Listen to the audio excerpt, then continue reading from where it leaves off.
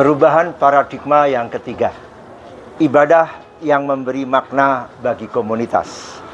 Saudara-saudara, orang-orang di luar gedung gereja kita tidak mengetahui apa yang kita kerjakan di gereja pada akhir pekan.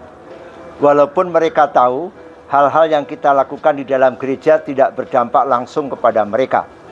Tetapi jika kita menghidupi nilai-nilai kerajaan setiap hari, dan dengan ini kita memberi makna bagi komunitas di mana kita berada, orang akan memperhatikan perbuatan baik yang kita lakukan dan mengenali Kristus di dalam kita. Yang pertama, kita akan belajar memberi makna bagi komunitas. Ini penting sekali. Garam secara terpisah tidak banyak berguna. Tetapi ketika dilarutkan dalam cairan atau dimasukkan ke dalam masakan atau potongan daging, maka dapat memberi rasa dan bermanfaat sebagaimana mestinya. Orang Kristen hanya dapat berfungsi sebagai garam jika dalam tanda petik, jika dilarutkan ke dalam komunitas. Sama halnya dengan garam, kita hanya akan berguna dan membawa pengaruh jika kita berbaur dalam komunitas. Bagaimana kita melakukannya? Dengan berlaku sebagaimana norma dan nilai yang ditentukan dalam masyarakat, yaitu melakukan yang diharapkan untuk kita lakukan, sebagaimana juga yang seharusnya dilakukan orang lain. Yang kedua, kita membahas tentang aturan pelibatan. Semua komunitas atau kelompok masyarakat di dunia memiliki maksud dan tujuan tertentu, yang pada umumnya utamanya tentang melayani orang.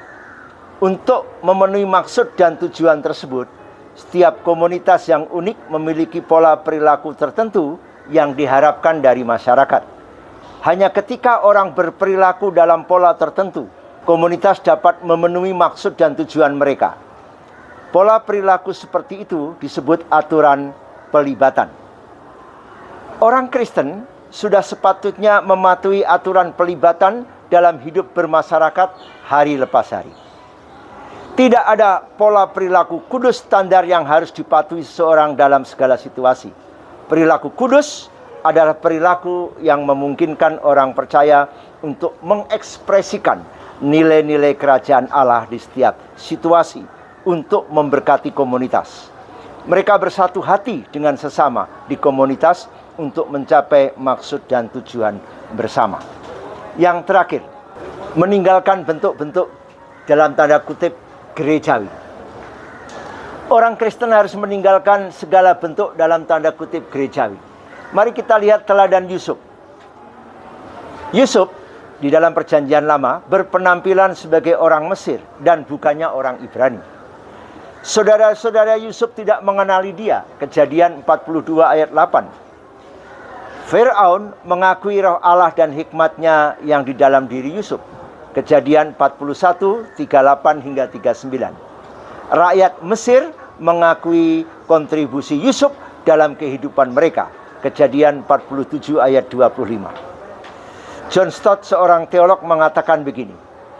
Orang yang menolak Injil bukan karena mereka menganggapnya palsu, tetapi karena mereka merasa asing.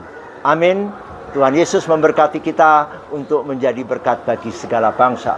Shalom.